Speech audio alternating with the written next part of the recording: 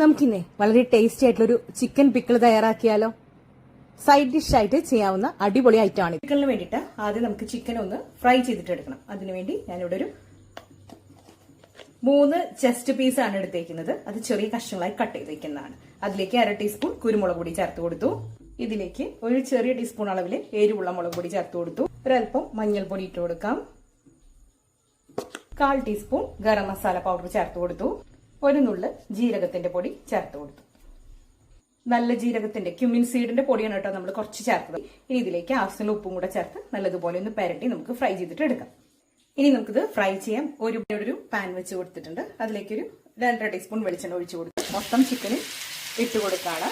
ഒന്ന് മിക്സ് ചെയ്ത് കൊടുക്കാം. ഞാൻ നേരത്തെ പറഞ്ഞതുപോലെ നമുക്ക് ജസ്റ്റ് ഒന്ന് ഫ്രൈ ആയി കിട്ടിയാൽ മാത്രം മതി. അതായത് ഇതിന് വെള്ളമയം നല്ലതുപോലെ പോയി കിട്ടിയാൽ മാത്രം മതി. ഒരുപാട് ഡീപ് ഫ്രൈ ആവേണ്ട ആവശ്യമില്ല. അപ്പൊ അത് ചെയ്തതിനു ശേഷം കാണിച്ചു തരാം. നമ്മുടെ ചിക്കൻ ഇവിടെ നല്ലതുപോലെ ഒന്ന് ഫ്രൈ ആയിട്ട് വന്നിട്ടുണ്ട്. ഇനി നമുക്ക് പിക്കിൾ തയ്യാറാക്കാം.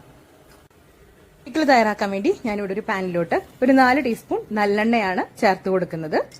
ഇനി ഇതിലേക്ക് നമ്മൾ ഓൾറെഡി ഇവിടെ കട്ട് ചെയ്ത് വെച്ചിട്ടുണ്ട് ഒരു 30 വെളുത്തുള്ളി, അതുപോലെ ചെറിയ വെളുത്തുള്ളിയാണ് കേട്ടോ, ഒരു ചെറിയ കഷ്ണം ഇഞ്ചി, 3 പച്ചമുളക് നീളത്തിലരിഞ്ഞത്, ഇത്രയും നമ്മൾ സെറ്റാക്കി വെച്ചിട്ടുണ്ട്. ചൂടായ എണ്ണയിലേക്ക് കുറച്ച് കടുക് ചേർത്ത് കൊടുക്കാം.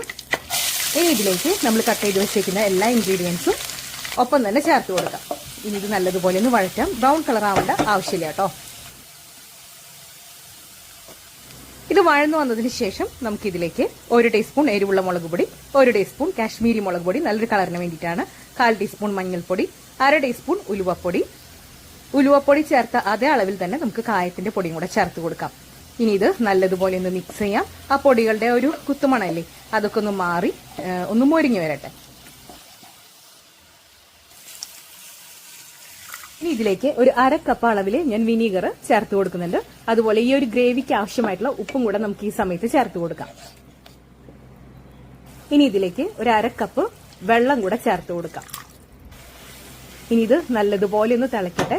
അതിനുശേഷം നമ്മൾ ഫ്രൈ ചെയ്ത് വെച്ചേക്കുന്ന ചിക്കൻ ഉണ്ടല്ലോ അത് ചേർത്ത് കൊടുക്കാം. വീണ്ടും നല്ലതുപോലെ ഒന്ന് മിക്സ് ചെയ്യാം. ഇനി ഇത് നല്ലതുപോലെ തിളച്ച് നമ്മുടെ ഗ്രേവി നല്ലതുപോലെ വറ്റി വരണം. ഇതിലേക്ക് ഒരു ടിപ്പാണ് കേട്ടോ, ഞാനിവിടെ 1/2 ടീസ്പൂൺ പഞ്ചസാര ചേർത്ത് കൊടുക്കുന്നുണ്ട്.